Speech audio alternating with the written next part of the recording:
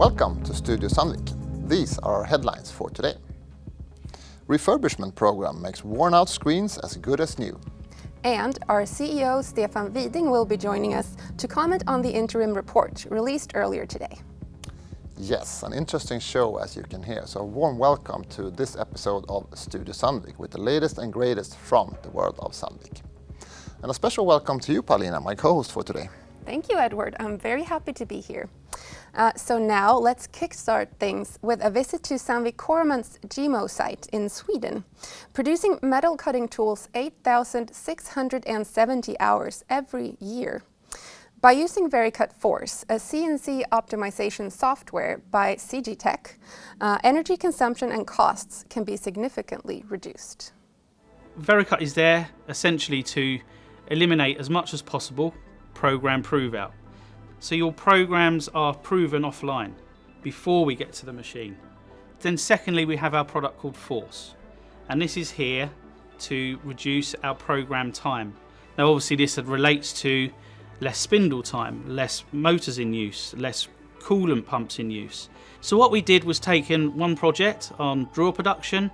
Sandvik GMO have got a lot of sensors on the machine, so we can actually quantify the kilowatt output saving. So we're not just reducing our cycle time, we're obviously having a net effect on the kilowatt reduction, so therefore we're more sustainable with the software. The purpose of this exercise was on one machine. So we wanted to quantify the savings, not just in cycle time, which the software is here for, we want to quantify the energy saving on this one machine. Okay, so if we're paying, for example, 28 cents in euros, 28 cents per kilowatt, and we're machining 3 pieces per hour. Now the net effect of that here at GMO is huge. We have 400 machines on site. The result out of this one machine project has been really amazing. And you can imagine if we would implement this on just half of those machines, the financial and sustainable impact will be huge. Sandvik Mining and Rock Solutions have had another strong period in terms of new orders. The distributor Simmertech has selected Sandvik to provide a fleet of 32 units for the mining company Almina in Portugal, an order that is valued at about 340 million Swedish crowns. Gold miner Evolution Mining has also chosen Sandvik for the renewal of its underground fleet across their key operations in Australia. This order is valued at 300 million. And finally, Sandvik won a major order to deliver a fleet of intelligent underground drills to a mining customer in Southeast Asia. The order is valued at about 500 million Swedish crowns. Contributing to a circular society is hugely important to Sandvik. In Australia, rock processing equipment is refurbished and reused instead of becoming waste. Rock processing equipment undergoes tremendous wear and tear in harsh environments. Sandvik Rock Processing Solutions in Jandakot, Australia has developed a process to extend the life of screens, feeders and exciters and improve sustainability. Every few years, customers bring their used equipment back to Sandvik. Technicians inspect the equipment, determining what to reuse and what to replace. By the end of the process, the refurbished product is as good as new. Last year, approximately 1,000 tons of metal were reused, preventing an estimated 1,900 tons of CO2 emissions. That's really great to see. I think we really need to rethink a lot of the things we do for a more sustainable future. We do, I couldn't agree more. So now for some even more sustainability-related news. As the mining industry transitions toward electrified operations, energy storage is fast becoming a consideration for mines around the world. Sandvik has initiated a pilot project to develop a second life battery energy storage system for its mining customer Glencore. Recovered modules from Sandvik battery electric vehicles will be used for the system, and the extracted energy will be used for mine services such as lighting and light EV charging. Sandvik continues its shift to growth strategy and has recently acquired PDQ Work Holding, a leading US-based company specializing in machining center fixtures and custom cutting tools. Machining fixtures are used to keep work pieces in place during machining, and PDQ has customers in segments like aerospace, automotive, and energy. Speaking of acquisitions, in the last episode of Studio Sandvik, we mentioned the acquisition of the majority in Ano, a leading precision cutting tools company in China. Let's hear a bit more about this acquisition. China is a key growth market within cutting tools, and Ano is a top 5 company in the fast-growing, local premium metal cutting segment. With the acquisition of Ano, we are strengthening our leading position, focusing on round tools, but as well growing outside of Europe. The demand increase is coming from different segments.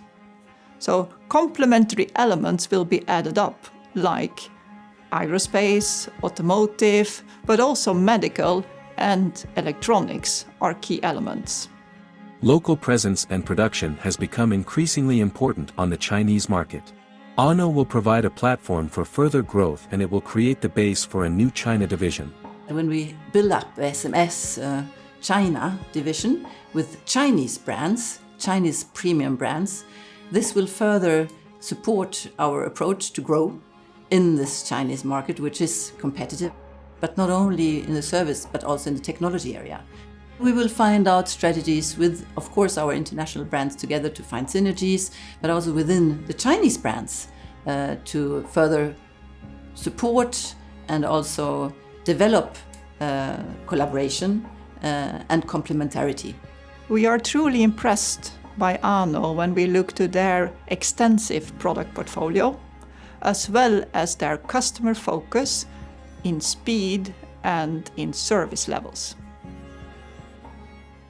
Now it's time for one of today's highlights, the second quarter interim report.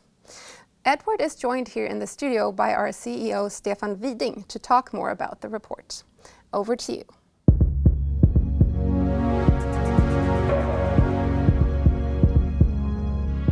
Thank you, Paulina. And Stefan, welcome back to Studio Sandvik. Thank you.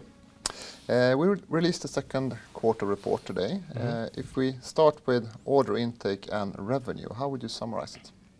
Yeah, we had a stable quarter overall, I would say, with a positive order intake. Revenues were slightly down, but overall, looking at the various segments, then we have still a stable and good demand in mining, a bit more weak infrastructure, solid demand in aerospace, but then also a bit more weaker in automotive and general engineering. And then I would also say very solid demand, double-digit growth in our software offerings, so that was really good to see. Can you comment a bit on the cash flow and the inventory level in the quarter?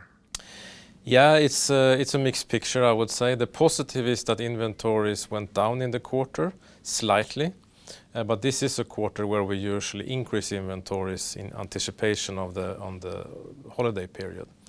So that was positive, but it didn't decrease as much as we had planned for. So that was the negative. And this, of course, also then have the corresponding impact on the cash flow. So it was okay, but not as good as we had hoped for, I would say. Sandvik prioritizes safety above all, as we know. What would you say about the safety developments in the quarter? Yeah, we have had a couple of quarters now with positive development. It has trended down. Also here now it was a little bit more mixed, with the total recordables going slightly up, but the lost time going slightly down. So I guess we can say it was a flat quarter. So just shows that we have to continue to focus on this. We are not yet where we want to be in terms of the target for this year, but I also know there are a lot of activities and focus to get there before the end of the year. One of the highlights of the quarter that you highlight is the completed acquisition of Suzhou Ano in China. What would you say is the big benefits of this deal? Yeah, this is a very important strategic step for us because China is the biggest cutting tool market in the world. And within that market, what we call the local premium segment has been growing the fastest for the past 5 years. So even if we have done very well in the premium segment, where we are mainly present in China, this means that we have been losing out on the overall growth of the Chinese market. So by this acquisition, we fill that gap. And if you look towards the future and the growth potential, this is very important. We see benefits by having this company partly a standalone. They come with good offerings, good innovation and so on.